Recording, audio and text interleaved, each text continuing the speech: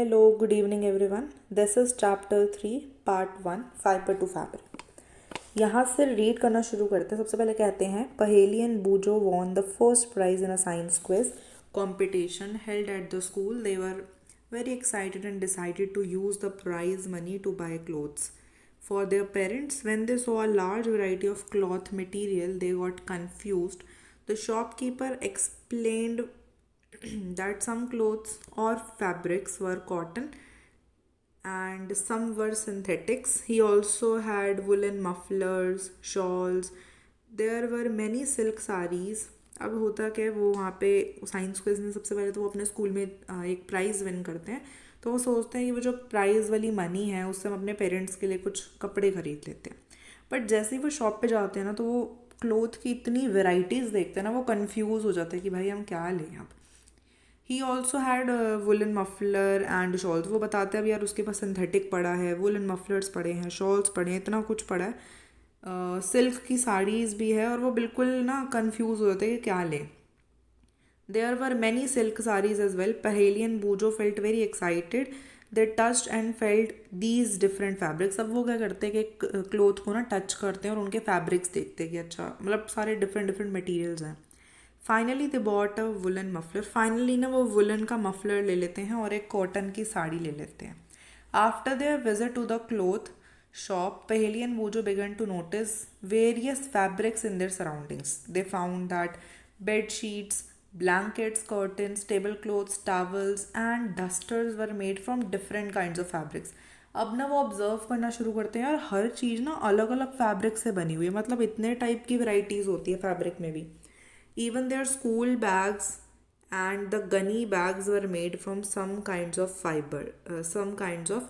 fibers. They try to identify these fabrics as cotton, wool, silk or synthetic.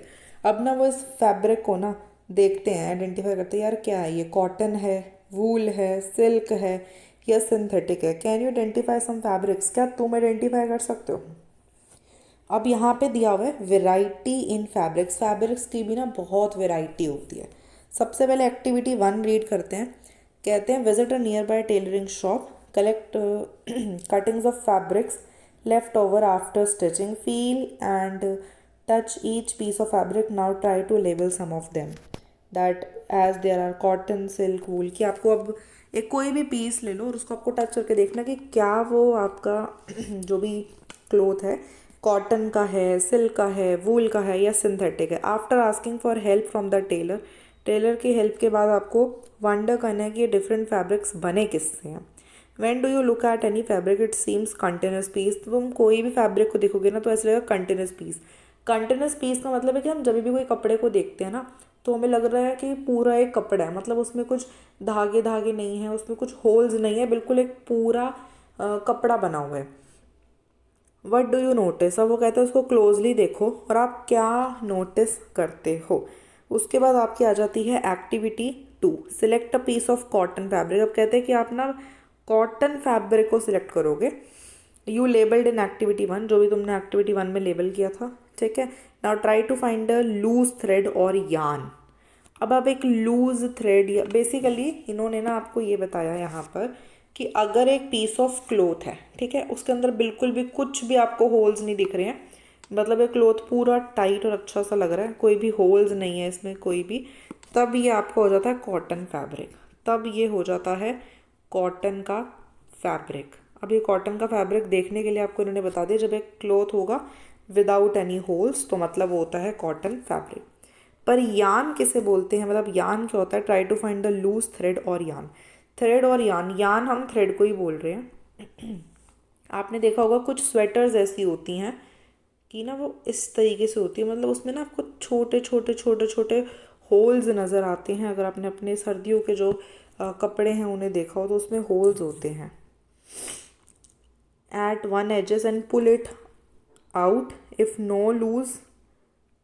यहाँ पे हाँ, if no loose yarns are visible. मतलब आपको इस तरीके के धागे दिखेंगे. अगर आप नीडल से निकालने की कोशिश करो और हाथ से उसको पुल करो ना, तो वो ईजिली पुल हो जाते हैं और वो विजिबल भी होते हैं. You can gently pull one out with a pin or a needle, we find that a fabric is made up of yarns arranged together. हम देखते हैं कि ये जो फैब्रिक बना हुआ है ना यहाँ पे, ये कैसे बना हुआ है, ये पूरा आपके यान से बना हुआ है, पूरा यान कलेक्टेड है. वट आर दीज यान मेड अप ऑफ. अब क्वेश्चन ये आता है कि जो आपके यान है ना वो कैसे बने हैं. यान तो समझ आ गया कि ये जो थ्रेड लाइक स्ट्रक्चर है इसे हम यान कह रहे हैं, पर एक्चुअल में यान कैसे बने हैं. अब एक्टिविटी 3 रीड करेंगे जिसमें हमें बताएंगे फाइबर. तो जो तुम्हारे यान है वो तुम्हारे बनते हैं फाइबर से. कैसे बनते हैं वो हमें एक्टिविटी 3 को रीड करके पता लगेगा. अब एक्टिविटी 3 देखते हैं. Take out a yarn from a piece of cotton fabric. एक कॉटन के फैब्रिक से एक यान का पीस ले लो. Place this piece of yarn on the table. Now press one end of the yarn with your thumb. Scratch the other end of the yarn along its length. With your nail as shown, do you find that at this end the yarn splits? अब क्या होगा, आपको देखिएगा कि जो यान है ना वो स्प्लिट हो गया. मतलब ऐसे करके आपका यान था बट वो ना एंड से स्प्लिट हो जाएगा up to its thin strands. अब उसकी ना ऐसे वगैरह धागे से निकल जाएंगे पतला, मतलब ऐसे एक स्ट्रेट यान अब स्प्लिटिंग यान बन चुका है, स्प्लिट कर जाता है पूरा. You might have observed something similar when you try a thread, a needle. Many a time the end of the thread is separated into few thin strands. अब जो ये आपके ये होंगे ना, ये कुछ few thin strands में ना डिफरेंट हो जाएंगे, सेपरेट हो जाएंगे. This makes it difficult to pass the thread through the eye of the needle. आप खुद सोचो जो आपकी निडल होती है उस वो कुछ इस तरीके से होती है, मतलब बहुत पतली होती है. उसके जो नीडल के जो ऊपर यहाँ पे होल होता है. अब आप अगर यान को पास करो जिसके इतने सारे स्ट्रैंड्स निकले तो ये बिल्कुल पास नहीं हो पाएगा इस नीडल के थ्रू. यहाँ लिखा हुआ है the thin strands of the thread that we see are made up of still thinner strands called fibres. अब यान के जो ये पतले पतले थ्रेड्स लाइक स्ट्रक्चर है ना, ये तुम्हारे हैं फाइबर्स. ये तुम्हारे होते हैं fibres. Fabrics are made up of yarns and yarns are further made up of fibres. तो ये लाइन देखो बहुत इंपॉर्टेंट है, इसको मार्क करो एंड ये वाली लाइन को भी मार्क कर लेना, टिल फाइबर्स. अब इसमें इन्होंने क्या बोला है, इन्होंने बोला है फैब्रिक्स. सबसे पहले बोला कि फैब्रिक्स, ठीक है. इन्होंने बोला fabrics are made up of yarns. तो मतलब जो आपके फैब्रिक्स होते हैं वो आपके यार्न से बने होते हैं. फिर कहते हैं and yarns are further made up of fibres. और यार्न्स आपके फाइबर्स से बने होते हैं. तो आपको पता होना चाहिए पहले तो आपके कपड़े जो होते हैं वो होते हैं फैब्रिक्स के. फैब्रिक किससे बना होता है, वो बना होता है यार्न से. और यार्न किससे बना होता है, वो आपका बना होता है फाइबर से. यहाँ से रीड करते हैं एक बार फिर से. Fabrics are made up of yarns and yarns are further made up of fibres. Where do these fibres come from. अब ये जो फाइबर्स है ना ये आते कहाँ से हैं. अब ना आपको पता होगा ये जो फाइबर्स है ना ये 2 टाइप्स के होते हैं. एक होता है तुम्हारा नेचुरल फाइबर और एक हमारा होता है सिंथेटिक फाइबर. हमने ये शायद प्रीवियस क्लास में भी रीड करा होगा, स्टडी किया होगा. 2 टाइप्स के फाइबर्स होते हैं. सबसे पहले यहाँ से रीड करते हैं. The fibres of some fabrics such as cotton, jute, silk, wool are obtained from plants and animals. अब जो आपका ये कॉटन,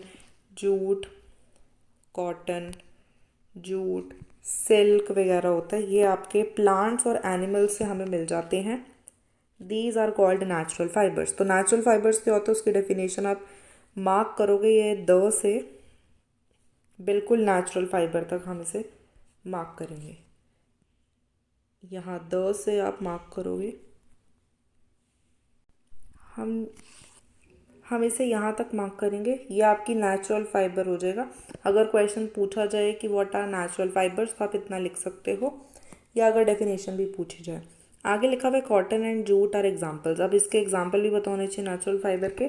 तो नेचुरल फाइबर के एग्जाम्पल होते हैं आपके cotton and jute. Obtained from plant से भी हमें आपके प्लांट से मिलते हैं.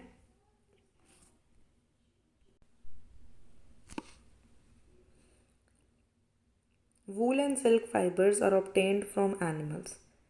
अब जो हमारे कॉटन जूट थे वो तो हमें प्लांट से मिलते हैं, बट जो वूल और सिल्क है वो हमें मिलते हैं एनिमल्स से. तो एक बार हम यहाँ पे लिख लेते हैं कि जो जूट है यहाँ पे लिखा हुआ है कॉटन एंड जूट।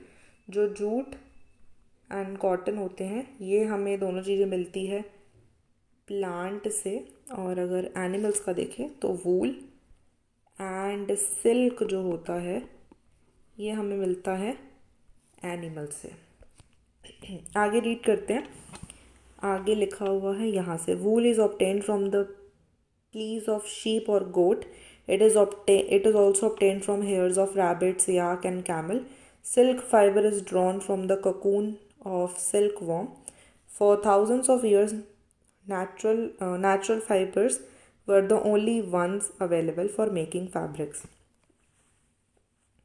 मतलब हमें ना पहले के टाइम पे क्या होता था, 1000 of years में नेचुरल फाइबर मिला करते थे, और वो भी सिर्फ एक बार में, मतलब 1000 साल में हमें बस एक बार मिलते थे ये नेचुरल फाइबर्स।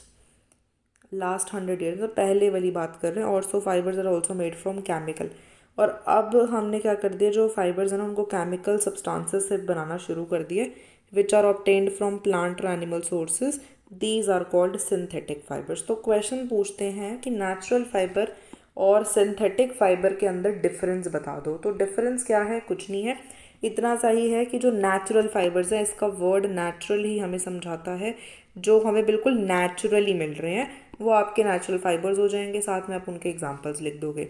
और आपके सिंथेटिक फाइबर्स वो हो जाएंगे जो केमिकली प्रिपेयर करे गए हैं। ऑब्वियसली ये नेचुरल तो नहीं है, तो जो केमिकली प्रिपेयर्ड करे गए हैं वो होते हैं तुम्हारे सिंथेटिक फाइबर्स। और इसके भी एग्जांपल्स लिख सकते हो, जैसे कि पॉलिस्टर हो गया, नायलॉन हो गया, और आर्सेनिक हो गया, sorry acrylic, I am sorry. अब आगे चलते हैं, सम प्लांट फाइबर्स। अब कुछ प्लांट के फाइबर्स भी होते हैं, जिसमें हम लोग पढ़ेंगे कॉटन, जूट, और स्पिनिंग ऑफ कॉटन यार्न पढ़ेंगे, और यार्न ऑफ फैब्रिक। ये हम अपनी नेक्स्ट क्लास में स्टडी करते हैं। Okay, so thanks for watching everyone.